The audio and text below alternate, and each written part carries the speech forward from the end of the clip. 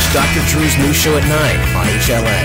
Weeknights on HLN. Now on to a story that is getting a lot of heat. School authorities suspended a student for threatening a teacher online. Shane Della Sola, she's a 13-year-old 8th grader. She posted a disturbing message on her Facebook page last week. Here it is. It says, "I wish Osama bin Laden had killed my teacher instead of 3,000 people in the Twin Towers." Now, her mom says her daughter, of course, shouldn't have posted this, but also shouldn't have been punished by the school. We reached out to the middle school, and they did not get back to us for a comment. Shane and her mom, Kimberly Della Sola, are joining us from New Hampshire. There they are. Also with us is Lori Getz. She is with the Cyber Education Consultants, and prosecutor Wendy Murphy, and I believe she's in Boston at this time. Now, Kimberly, I want to start with you and ask, were you surprised that they suspended Shane? I was when I found out that it wasn't something that had happened at school in any way. Originally, the thought was she had somehow taken this to school, shown it off at school, said it at school, something to that effect. But when I was told that it had nothing to do with school, that it was actually brought into school by the principal as opposed to Shane, then I was very surprised, yes. What do you think they should have done? I think they should have called me, actually. It happened at home. And I certainly would have responded to it appropriately and had a discussion with her. My first concern was, why was she so upset? It was unlike her to say something in that kind of manner so aggressively. And so my first concern would have been, what's wrong with my child? What's happening here with this teacher that she feels this angrily towards her? So have you had those kinds of conversations since this all came up? We did immediately, yeah, when she came home. All right, Shane, I want to go to you now, because I certainly, I was 12 and 13. I can remember hating teachers. I can remember wishing horrible things on them. But I want to understand, when I was 13 or 12, there also wasn't an internet and a Facebook. So I want to understand what it looks like to you. What made you think that, I don't know, that would release some of that anger, but nobody would notice? Is that what you were thinking? Well, I just figured people would kind of laugh at it, and I never thought I'd get suspended or anything for it or end up here, and I just figured it would, like any other status, it would just be said and then it would go away.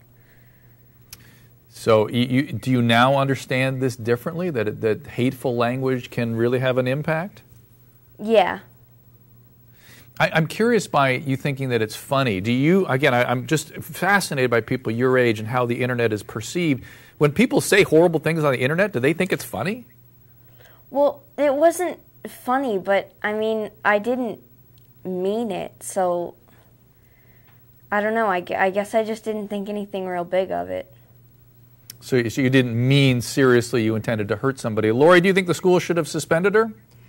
Well, I think that the school has the right to suspend a student when they create an atmosphere where a teacher feels threatened. Okay. So yes, they do have the right to do this. It's kind of a murky area because we don't have clear guidelines, and schools need to really kind of let parents know what they expect of their students. And Wendy, how about you? Do you ring in on the same side of this argument, or do you disagree? Well, on the one hand, I think schools do need a great deal of discretion in dealing with all kinds of disciplinary issues. And schools that think they always can or always cannot impose discipline because the bad thing happened in cyberspace, beware. The legal test, and it is changing, it's evolving, and it's getting clearer, which is a good thing. The legal test is very simple, Dr. Drew. It's this. We don't care where the bad behavior happened. We care where the effects land. So if there's a harmful effect from something that happens on, MySpace or Facebook or anywhere in cyberspace, but the harm is felt in the school community, schools have a duty to act. Not only a right, but a duty to act. Although I feel for Shane, and she sounds like is a great mom who cares about doing the right thing. So schools have to use their discretion. Let parents help. My goodness, let parents help, because sometimes they don't even know what's going on. And if they could help, they would. It wouldn't escalate. There'd be no suspension. This child deserves an education. I could go on. This, I think, went too fast, too far. Well, and Wendy, just the way I'm interested in Shane's perspective, I'm interested in yours as well, because you're sitting at the sort of the fulcrum of all this legal action in regards to these same behaviors. And what direction are we going here? Are we going in a direction where people are going to have to build a bunch of laws just so people behave civilly on the internet? Yeah, of course. I mean, for now, the internet is the wild, wild west, where we don't have lots of regulation. There's no question in the future the internet will be heavily regulated. We're not there yet. And so lots of really bad behavior happens on the internet because, well, it can. People can get away with all sorts of horrible things because they know they're not going to get in trouble.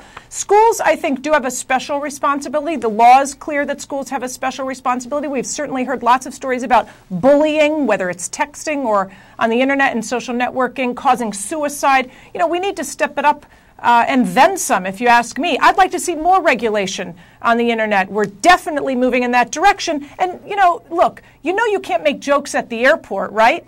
You have to be careful if you're a kid making jokes and it could affect your school community. It's kind of like being at the airport. You might think it's funny, but you might be suspended. Well, I wonder if one day we're going to look, either this kind of bullying kinds of behaviors that we see so commonly on the internet are going to continue, or if years from now we're going to look back and go, God, can you believe how people used to behave on the internet? I hope it's the latter. But Shane, I want to go back to you and ask how you felt when you went back to school and you had to face this teacher, right? Well, I didn't have to face it. I just got back to school today, and there was actually, we talked to each other this morning, and we apologized, so everything's fine with us now, but I didn't have to face her in math because there was a substitute, so in the morning was the only time that I had to face her. How are you feeling? First of all, why the big delay in going back to school? I think it's been a while. It's been well beyond the suspension. Were you suspended, right? Yeah. And so why the delay going back? And then how do your peers treat you? How do your peers see this whole thing? Well, I've lost a few friends over it because their moms said that I was a bad influence. Wow. For the most part, she's gotten support. Okay. I mean, that's got to be very painful for her. Shane, I'm sorry that this has been such a problematic experience for you, but I hope you will share with your peers what you've learned because, I mean, let's face it, Lori, this is the generation that's going to have to lead the way through this wild west of the internet. Well, what's so interesting about this is that here our kids are actually making the rules in cyberspace. We as parents, we need to step it up as parents. We're so used to parenting in the physical realm. We make rules for everything. I'm going to interrupt you. I think Kimberly said that she did. She watched. It's just something slipped through. It's hard. It's hard to watch your kids. But it's not just about watching them all the time. It's about setting the appropriate rules for them so they understand what their expectations are. Shane, are you okay? I hear you in the background upset. there kind of. Yeah. What are you upset about, Shane? What happened? Well, this is the issue that we've been dealing with.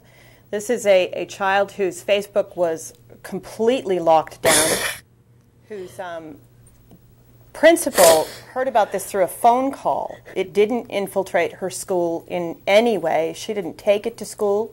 She didn't speak of it at school. She didn't access to Facebook at school. She has no text messaging at school. She has no phone at school. But her principal took this information and brought it to school for her instead of being a responsible person and making sure that her rights were protected. These are good laws that are put in place to protect children, but instead these laws were used to persecute a child who made a mistake. And that's inconsiderate, to say the least. The teacher wasn't even aware of the post, and he brought this to school. He disrupted her education. He disrupted that Shane, teacher's class. And I get you, Kim. I hear you, Kim. Shane, I just want to make sure you're okay. Do you want a chance to talk here?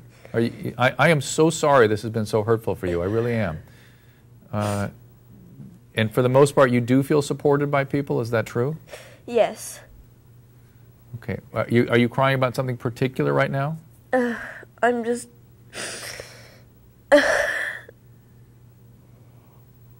I'm just crying because I've got people who are on my side and people who think I'm just a brat who deserve to be punished, but you don't even know me and you don't know my story, and that's not fair. And I've lost 3 of my very best friends over it. It is not fair to judge me when you don't know the story. I completely agree with you. I completely agree with you. And it actually makes me a little sick, this whole situation, that again, the internet is a dangerous place, and this is a cautionary tale. And just because somebody has said something where they look like they're victimizing another person doesn't mean like they themselves can't turn out to be the victim in these interactions. Shane, I'm so sorry you're going through this, and Kim, in no way are we singling you out and saying you haven't done a good job. As I told Lori, it sounds like you have done a good job, but stuff slips through, and that is the nature of the internet. It's a dangerous place going both ways.